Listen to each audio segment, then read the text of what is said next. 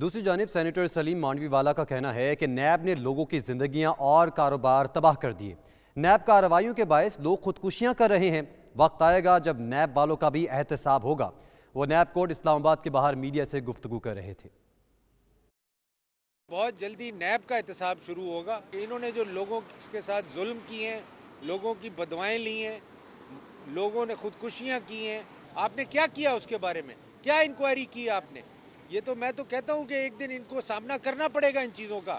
جو ان کی فیملیز باہر پڑ رہی ہیں، ان کے پیسے کون بھر رہا ہے، ان کو کس نے باہر بھیجا ہوا ہے، اور یہ کس ایک گریڈ 19 آفیسر، ایک گریڈ 20 آفیسر یہ کیسے یہ کام کر رہا ہے؟ ساری ڈپلومیٹک کور، ساری ایمبیسڈرز یہ کہتے ہیں، جن سے میں ملتا ہوں وہ کہتے ہیں this is the worst institution we have seen in a country which is used to attack the opposition۔ اور آپ کو اہم خبر دیں کہ ایف بی آر نے ٹیکس قوانین کی خلاف ورزی پر کڑی سزائیں مقرر کر دی ہیں۔ ٹیکس حکام کو فرائض کی ادائیگی سے روکنے پر 3 سال قید ہوگی۔ دستاویز کے مطابق متعلقہ ریکارڈ تک رسائی نہ دینے پر 5 سال قید ہوگی۔ مزید جانتے ہیں ہمارے نمائندے اکرام ہوتی سے۔ اکرام ہوتی بتائے گا، سزائیں تو مقرر کر دی گئی ہیں، عمل درآمد بھی ہوگا؟ جی بالکل، یہ اس کے اختیارات دے دیے گئے ہیں ٹیکس حکام کو کہ اگر وہ کوئی بندہ آپ کو اپنے گودام میں جانے سے روکے اور وہ مال جس پہ ٹیکس لگنا ہے اور وہ مال آپ کے سامنے پیش نہ کرے ٹیکس حکام کے سامنے، تو اس کو سزا ہوگی۔ سیل کردہ گوداموں میں سے مال نکالنے پر بھی 25,000 روپے جرمانہ اور ٹیکس کا 10% ادا کرنا ہوگا۔ اس کے ساتھ 1 سال قید بھی بھگتنا ہوگی۔ ایف بی آر حکام جو ہیں ان کو ٹیکس سے متعلق ریکارڈ جو ہے اس تک رسائی اگر نہ دی گئی تو 5 سال کی سزا ہوگی۔ بزنس آفس یا گودام تک رسائی میں رکاوٹ اگر ڈالی تو سنگین جرم قرار دے دی جائے گا۔ قید کے علاوہ 25,000 روپے جرمانہ یا 100% طلب شدہ ٹیکس بھی دینا ہوگا۔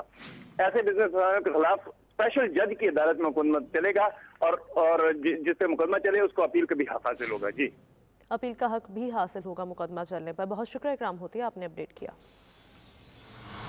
کا اہم اجلاس برمنگھم کے مقامی ریسٹورنٹ میں منعقد ہوا، جس میں 16 کشمیری جماعتوں کے نمائندہ وفد نے شرکت کی، جبکہ سابق وزیر اعظم آزاد کشمیر اور مسلم لیگ کے صدر راجہ فاروق حیدر نے بطور مہمان خصوصی شرکت کر کے کشمیر کی تازہ ترین صورتحال سے شرکاء کو آگاہی دی۔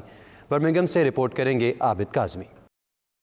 کل جماعتی کشمیر رابطہ کمیٹی برطانیہ کا ایک اہم اجلاس برمنگھم کے مقامی ریسٹورنٹ میں منعقد ہوا، جس میں 16 کشمیری جماعتوں کے سربراہان نے شرکت کی۔ اس موقع پر صدر کل جماعتی رابطہ کمیٹی چودھری شاہ نواز نے تمام مہمانوں کا شکریہ ادا کیا۔ کل جماعتی رابطہ کمیٹی کے اجلاس سے بطور مہمان خصوصی خطاب کرتے ہوئے مسلم لیگ نون آزاد جموں کشمیر کے صدر اور سابق وزیر اعظم راجہ محمد فاروق حیدر خان نے کہا کہ کشمیر کے مستقبل کا فیصلہ کشمیریوں نے کرنا ہے، جو اس مسئلے کے بنیادی فریق ہیں۔ آزاد کشمیر حکومت کو OIC میں مبصر کا درجہ دیا جائے۔ کشمیر کا مسئلہ اس وقت پاکستان اور ہندوستان کے درمیان زمینی تنازع بن کر رہ گیا ہے۔ ہندوستان اپنا جھوٹ دنیا میں منوا لیتا ہے، ہم اپنا سچ بھی دنیا کو نہیں بتا سکتے۔ اقوام متحدہ اپنی قراردادوں پر عمل درآمد کرانے میں ناکام رہا ہے۔ اب کشمیری عوام خود کو آگے بڑھ کر ان قراردادوں پر عمل درآمد کے لیے نئی حکمت عملی اور نئے راستوں کو تلاش کرنا ہوگا۔ اس دوران میڈیا سے گفتگو کرتے ہوئے راجہ فاروق حیدر سمیت دیگر نے کہا، ہندوستان کے چہرے سے نقاب اتار کر دنیا کو یہ باور کرانا ہوگا کہ یہ دونوں ملکوں کے درمیان زمینی تنازع نہیں بلکہ یہ انسانیت کا بنیادی حق خود ارادیت کا مسئلہ ہے۔ ٹیریٹوریل ڈسپیوٹ سے ہٹا کر بٹوین انڈیا اینڈ پاکستان، یہ اس میں پاکستان کو حمایت کرنی چاہیے، ہمارے ساتھ تال میل کر کے یہ جو ہے وہ کشمیری جو ہیں جو پرنسپل پارٹی ہیں اس کو بات کرنے کا موقع دیا جائے۔ اور میری اس میں تجویز یہی تھی کہ آزاد کشمیر حکومت کو جو ہے وہ OIC میں آبزرور اسٹیٹس دلایا جائے تاکہ کوئی ایسا فورم میسر آ سکے جس میں کشمیری جو ہے اپنا موقف خود بیان کر سکے، تاکہ دنیا کو بتا سکے یہ ٹیریٹوریل ڈسپیوٹ نہیں ہے، یہ کوئی ریلیجن کا ڈسپیوٹ نہیں ہے، یہ کوئی اور طرح کا ڈسپیوٹ نہیں ہے، یہ کشمیری کا وہ بنیادی حق ہے، حق خود ارادیت، جس کے تحت جو ہے وہ یہ اپنا حق جو ہے وہ مانگ رہے ہیں دنیا سے۔ اجلاس کی صدارت رابطہ کمیٹی کے صدر چودھری محمد شاہ نواز نے کی۔ اس اجلاس میں برمنگھم سٹی کونسل کے کینٹ ممبر کونسلر وسیم ظفر، سابق mayor councillor Allah Ditta Chaudhry, doctor Khurshid Ahmed Chaudhry, councillor Zakir Ullah Faheem Kayani, سابق DG Jammu Kashmir liberation cell Fida Hussain Kayani سمیت سیاسی و مذہبی جماعتوں کے عہدیداران کی ایک بڑی تعداد نے شرکت کی۔ اور آئرلینڈ میں نئی امیگریشن اصلاحات بہت سے بغیر کاغذات افراد کی زندگیاں بدل دیں گے۔ اس لیے یہ لوگ جشن منا رہے ہیں اور حکومت کے اس فیصلے کو خوشائند قرار دے رہے ہیں۔ اسی سلسلے میں ہمارے نمائندے فیصل مرزا کے ساتھ اہم حکومتی ممبر پارلیمنٹ ڈپٹی نیل رچمنڈ موجود ہیں۔ نئے قانون کے حوالے سے مزید تفصیلات ان سے جانتے ہیں۔ جی بتائیے گا۔ Yes, we are here outside the Bishop office with the Deputy Neil Richmond, and we asked him what this is all about. Neil, welcome to 92 News. People are standing to say something about this scheme. Yes, today is a very happy day for many people in Ireland. It's a new announcement by the Minister of Justice, Helen McEntee, for a new scheme where those who've been here illegally, where we can regularise them, get their documentations. They no longer have to live in fear. They've been contributing to society for a long time, and now they have a scheme that they can stay here, and more importantly, they can become Irish in due course. Neil, for this scheme, to apply for this scheme, do we need these kind of people? They're not familiar with English, or they're not educated. They need some consultants to fill this application, or they can do it on their own? They should be able to do it their own. Language capabilities depending, but there are lots of NGOs that will help them with it. The cost of the application is €550 for an individual, or €750 for a family. If you've been here for 4 years, you're qualified. There's other people who maybe their asylum status hasn't been processed, and they've been here for a bit longer. It's a very straightforward scheme. It's long overdue, and it's making a lot of people happy, and it will be very, very good for the entire country. When it was the beginning of this scheme, there was a rumor that it's just only for asylum seekers, but today Mr. Chief clearly said that it's for students as well, and anyone who is here in this state can apply for this. How you see this clearly? I think it's really important. There's lots of people through no fault of their own who overstayed their visa. They may have been in education. They may have maybe gotten into a relationship, got work, or maybe been able to go home, which is quite common. Add in the complications of the pandemic. So this gives everyone a pathway, not just those who got failed asylum applications, a pathway to remaining here, to being legal for Irish. Thank you, Neil. Thanks. As you can see that Deputy Neil, he said that everyone is happy to be here today in Ireland. It's a very big step for the migrants community to integrate them in this Irish society. Yes.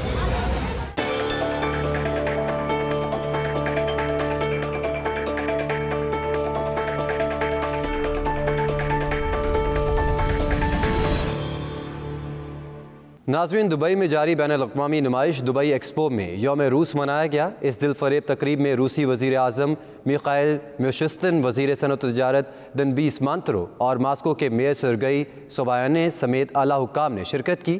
تفصیلات دیکھتے ہیں شاہد گھمن کی اس report میں۔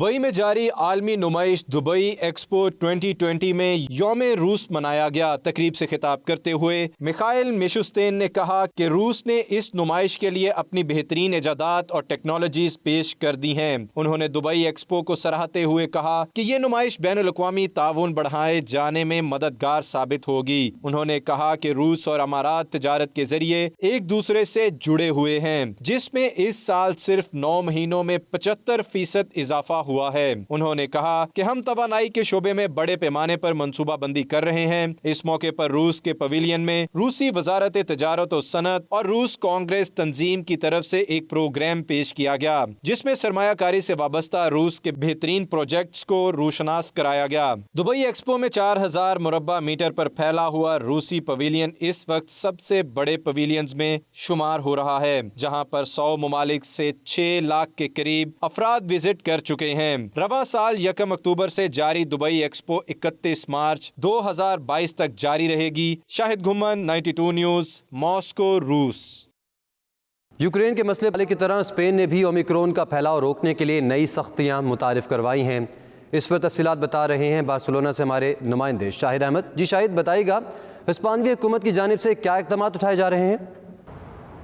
جی، Omicron variant کی آمد کے بعد ایک مرتبہ پھر جو شہروں کی رونقیں ہیں وہ مان پڑ گئی ہیں۔ حکومتوں نے ایک مرتبہ پھر نئی پابندیوں کا آغاز کر دیا ہے۔ چونکہ یہاں پہ کرسمس کی آمد ہے، لہٰذا بڑے پیمانے پہ جو تقریبات ہیں ان کو روک دیا گیا ہے، یا بڑے پیمانے پہ ہونے والی جو تقریبات ہیں ان کو محدود کرنے کا اعلان کیا گیا ہے۔ اس کے علاوہ جو بیرونی ملک سے آنے والی پروازیں ہیں، خاص طور پہ افریقہ سے آنے والی پروازیں، ان کو بین کر دیا گیا ہے۔ لہٰذا ان ممالک سے آنے والے جو لوگ ہیں، اگر وہ یہاں پہ آتے ہیں تو ان کو 8 دن سے 10 دن کے لیے کوارنٹائن کرنا ہوگا۔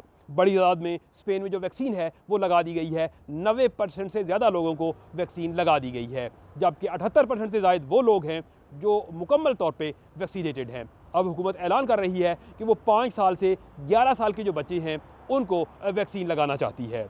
इसके अलावा जो लोगों के कारोबार हैं एक मरतबा फिर मुतासर हो रहे हैं, क्योंकि लोगों के दिलों में वो खौफ है जो कोरोना की आमद के बाद था, लिहाजा एक मरतबा फिर जो कारोबार हैं वो मंदे का शिकार हैं। जो शहरों की रौनकें हैं वो भी उस तरह से गहमा गहमियाँ जो एक दफ़ा फिर रवां दवा हो गई थी ज़िंदगी, वो एक दफ़ा फिर महदूद होती नज़र आ रही है। जी, आज सीज़न दुनिया के लोगों को तफरीह मुहैया कर रहा है, जहां मकामी और बैरून ममालिक से आने वाले अफराद तफरीही सरगर्मियों से लुत्फ़ अंदोज़ हो रहे हैं। इसमें गुज़िश्ता सीज़न की तरह भारत और पाकिस्तान के फ़नकारों की शिरकत को भी यकीनी बनाया गया है। सऊदी दारुल हुकूमत रियाद में मौसम रियाज के मीडिया सेल में पाकिस्तानी और भारतीय सहाफ़ियों समेत दीगर अफराद से सऊदी एंटरटेनमेंट अथॉरिटी की मशीर नौशीन वसीम ने मुलाकात की और उन्हें ब्रीफिंग देते हुए कहा कि मौसम रियाद कामयाबी के साथ आगे बढ़ रहा है और गुज़िश्ता सीज़न की तरह इस सीज़न में भी भारत और पाकिस्तान के लाखों अफराद के लिए सऊदी गवर्नमेंट की जानिब से तफरीही इवेंट के लिए इक़दाम किए गए हैं। भारत और पाकिस्तान के फ़नकार और गुलकार दोनों ममालिक में यकसा मकबूल हैं और दोनों ममालिक के फ़नकारों को रियाद सीज़न में परफॉर्म करवा रहे हैं। पहले मरहले में सलमान खान जैसे सुपरस्टार अपने दीगर फ़नकारों के हमरा 10 दिसंबर को परफॉर्म करने आ रहे हैं, जिसमें भारत समेत पाकिस्तानियों की भी बड़ी तादाद मौजूद होगी। नौशीन वसीम का कहना था कि फ़नकार मोहब्बतों को फ़रोग़ देते हैं और हमें उनका साथ देने की ज़रूरत है। नाज़रीन, आपको बताएं कि वफाकी वज़ीर तालीम शफ़क़त महमूद ने सऊदी अरब में अपने हम मनसब शहज़ादा हामिद बिन मोहम्मद अल शेख से मुलाकात की और ऑनलाइन एजुकेशन सेंटर का दौरा किया, जबकि वज़ारत इंसानी हकूक़ के साथ लेबर के हकूक़ के लिए 2 याददाश्तों पर भी दस्तखत किए हैं। तफसीलात उमैर अली की इस रिपोर्ट में देखिए।